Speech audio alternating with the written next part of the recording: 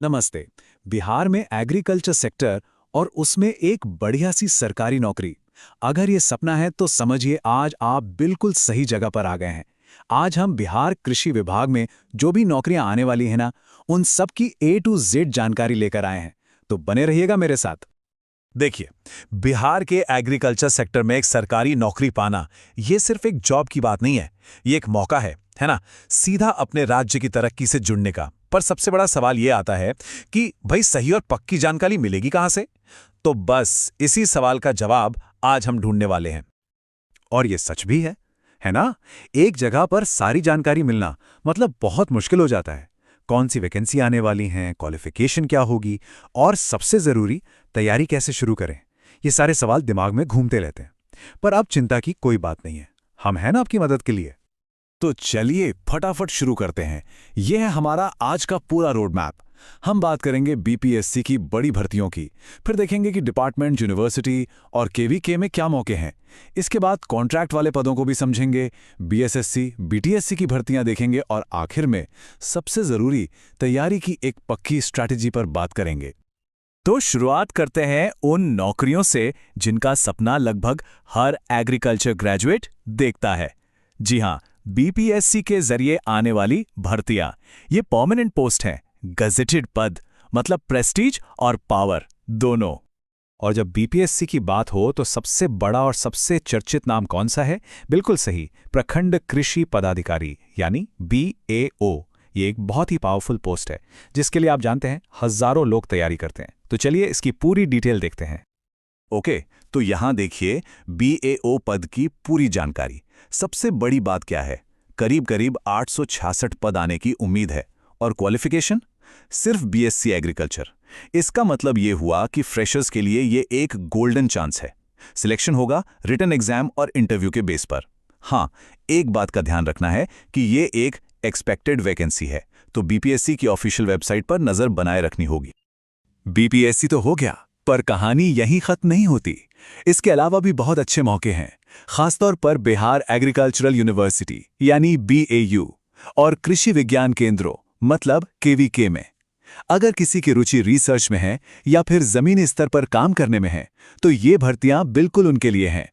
इन जगहों पर अक्सर एग्रीकल्चरल असिस्टेंट जैसे पद आते हैं और इनकी सबसे अच्छी बात पता है क्या है? इनकी क्वालिफिकेशन और सिलेक्शन प्रोसेस बीपीएससी से अलग होती है। तो इससे क्या होता है? इससे बहुत से और कैंडिडेट्स को भी मौका मिल जाता है।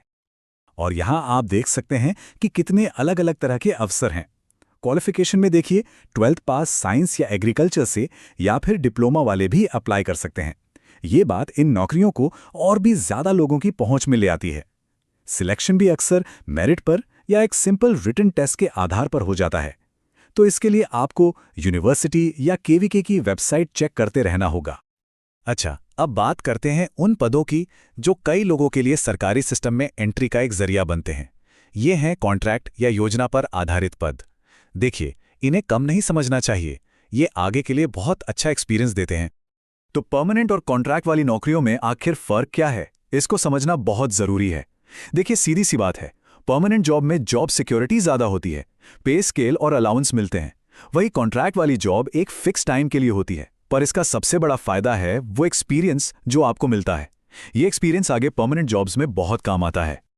और इन्हीं कॉन्ट्रैक्ट वाली पोस्ट में एक बहुत ही इंपॉर्टेंट रोल है ब्लॉक टेक्निकल मैनेजर यानी बीटीएम का। ये एटीएमए स्कीम के तहत आते हैं और इनका काम होता है नई नई टेक्नोलॉजी को सीधे किसानों तक पहुंचाना।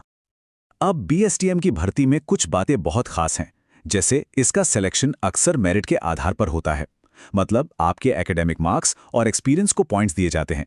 तो जाहिर है यहां पर एक्सपीरियंस बहुत मायने रखता है। यह भी एक एक्सपेक्टेड वैकेंसी ही है जिसका अनाउंसमेंट जल्द हो सकता है।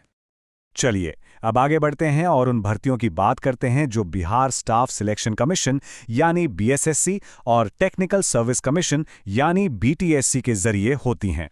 ये पद किसी भी डिपार्टमेंट के एडमिनिस्ट्रेटिव और टेक्निकल काम की आप कह सकते हैं रीढ़ की हड्डी होते हैं। और इस कैटेगरी में जो सबसे बड़ी और जिसका सबसे ज्यादा इंतजार हो रहा है वो भर्ती है एग्रीकल्चर कोऑर्डिनेटर की। और सबसे अच्छी खबर, ये एक कंफर्म्ड वैकेंसी है, मतलब ये भर्ती तो आनी ही आनी है। ये वाकई में बहुत बड़ी खबर है। सोचिए, 1500 से ज्यादा पद और वो भी कंफर्म्ड, और सिलेक्शन होगा बीएसएससी सीजीएल जैसे बड़े एग्जाम के जरिए।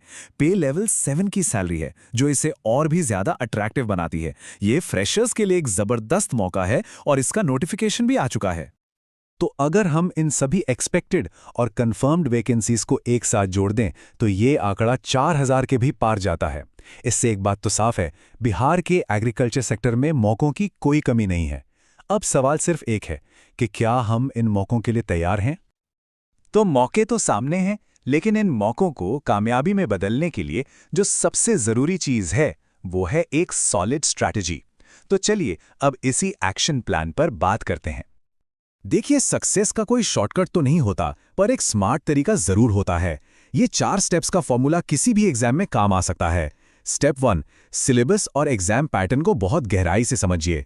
स्टेप 2, स्टैंडर्ड किताबों से पढ़िए और अपने खुद के छोटे छोटे नोट्स बनाइए। स्टेप 3, पिछले सालों के पेपर सॉल्व कीजिए, इससे आपको एग्जाम का ट्रेंड समझ आएगा। और स्टेप 4, लगातार मॉक टेस्ट दीजिए और रिविजन करते रहिए ताकि स्पीड और एक्यूरेसी दोनों बढ़े। जैसा कि कहते हैं ना, सफलता का कोई राज नहीं होता, ये तो बस तैयारी, कड़ी मेहनत और अपनी गलतियों से सीखने का नतीजा है। इस एक लाइन को अपना मूल मंत्र बना लीजिए। यही मेहनत आपको इन हजारों पोस्ट में से अपनी एक सीट तक पहुंचाएगी। तो मौके सामने हैं, रास्ता भी अब बिल्कुल साफ है। अब बस इस रास्ते पर चलना शुरू करना है। तो सवाल यह है कि क्या आप अपनी तैयारी का ये सफर शुरू करने के लिए तैयार हैं?